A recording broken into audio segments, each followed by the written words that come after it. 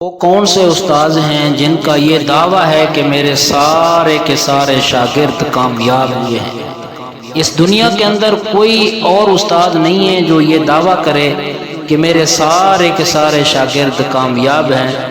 کچھ شاگرد کامیاب ہوتے ہیں، کچھ ناکام ہوتے ہیں، لیکن ایک عظیم استاد ایسے ہیں جنہوں نے یہ دعویٰ کیا ہے کہ میرے سارے کے سارے شاگرد کامیاب ہوئے ہیں۔ وہ کون سے استاذ ہیں اور اس کا نام کیا ہے؟ کتنی بڑے ہیں، کتنی وہ شان والے ہیں؟ ان کا نام ہے جناب محمد الرسول اللہ صلی اللہ علیہ وآلہ وسلم۔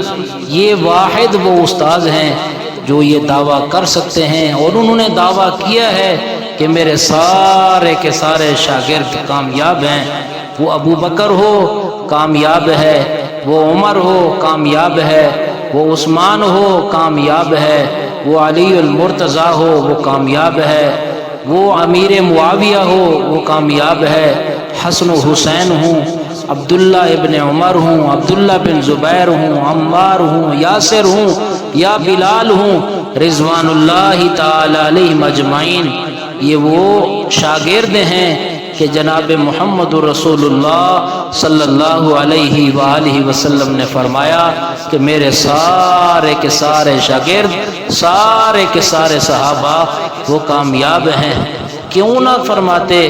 خود اللہ پاک نے بھی ان کو اولئک هم المؤمنون حقا، کہیں اولئک هم المفلحون، کہیں اولئک هم الراشدون، کہیں اولئک کتب فی قلوبہم الایمان۔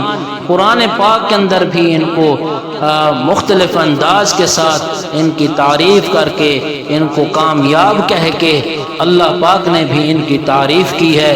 اور یہ وہ عظیم لوگ تھے، عظیم شاگرد تھے جناب محمد رسول اللہ صلی اللہ علیہ وآلہ وسلم کے، جن کے متعلق اللہ پاک نے قرآن پاک کے اندر فرمایا رضی اللہ عنہم ورضوا عنہ، کہ وہ اللہ ان سے راضی ہو گیا اور وہ اللہ سے راضی ہو گئے۔